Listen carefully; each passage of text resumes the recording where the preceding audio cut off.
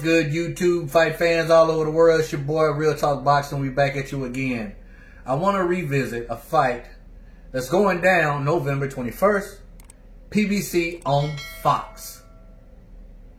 Current undefeated, unified welterweight champion, Errol the True Spence versus former two-division world champion, Danny Swift Garcia. How does this fight play out? Well, honestly, I'm going to need time. I'm going to need at least 3 rounds to tell you that. First of all, Errol Spence had an accident, a car accident, and he's very blessed to be alive. I saw the footage, and it wasn't his time to go. It was people praying for Errol Spence. It wasn't his time to go. So count your blessings, Errol. Count your blessings. He didn't get lucky. He caught a blessing. So, now, leading to my next question, how did that crash affect him? Because I have yet to see any sparring, any recent sparring, or even working out on a heavy bag. I see him on Instagram posting, you know, I've lost weight, I'm getting ready to lifting the shirt up, showing the 6-pack, but no work. I haven't seen him doing any work. So we have no idea the effect this accident may have had or still has on Errol Spence. It was reported, came right out of his mouth. Actually, I seen it on the video that he got up to about 190 pounds. 190 pounds, man, that's cruiserweight. That's cruiserweight, dang near heavyweight. But I'm just not, I can't say what's going to happen in this fight until I see a good 3, 4, 5 rounds. I can only tell you how it would play out should he had never had that wreck, if there was not any question or doubt in anybody's mind on physically how he is. Because, I mean, to my eye, looking at him, hearing him talk and so forth and so on, he seems fine. But like I said, I haven't seen any recent work from Errol Spence. So maybe there's a reason why. I don't know. I know he got that Sideshow Bob hair going. I don't know what's going on with his head, but, you know, whatever, teach his own.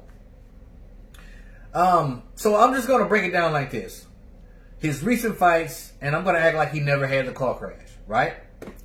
Now, first off, Danny Garcia is not, and I'll probably mess around and say Ryan Garcia in this video, because anytime I say Garcia, I get mixed up with Mikey, Danny, and freaking Ryan. So forgive me if I do that. But Danny is no walk in the park. Former world champion. He has been in the ring with some top-level opponents, some elite opponents. He's lost to Keith One-Time Thurman when he was actually Keith One-Time Thurman when Keith was on top. No shame in that. And he actually lost to the Atomic Dog, Sean Showtime Porter. So he's no walk in the park.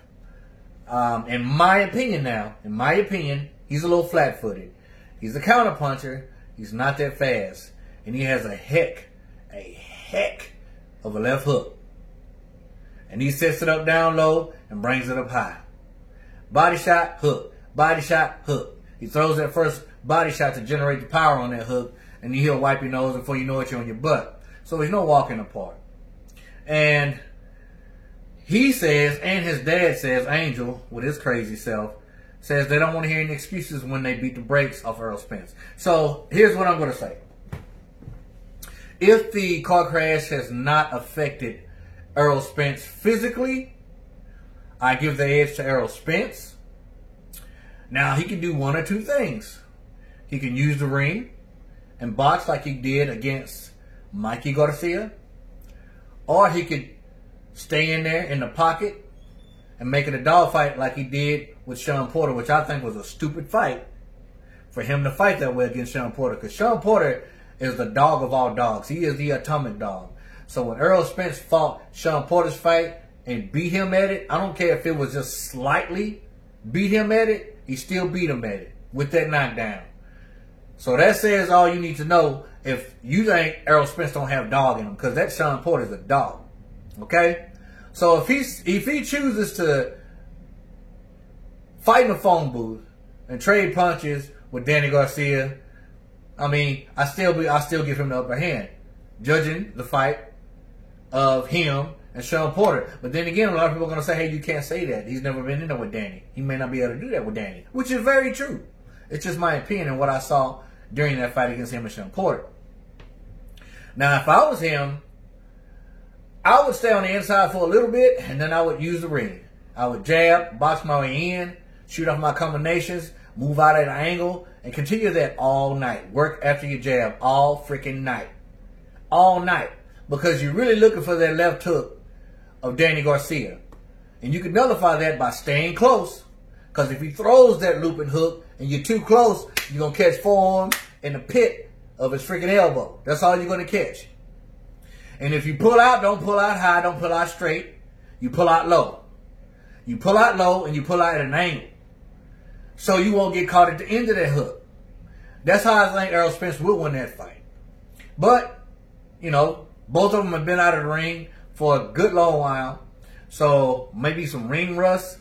And this is a heck of a challenge. Your first fight back in after having a layoff like both these fighters have. Both these fighters have, especially Errol Spence after the car wreck. So that just tells you one or two things. He's confident, or the car wreck really physically didn't bother him. One or the other. But I'm going to need at least 2 or 3, 4 or 5 rounds when I'm sitting over here in this couch watching that fight. Because trust me, I'm going to be watching it to see if Errol Spence is actually Errol Spence. But I don't count Danny Garcia out because Danny Garcia has a chin.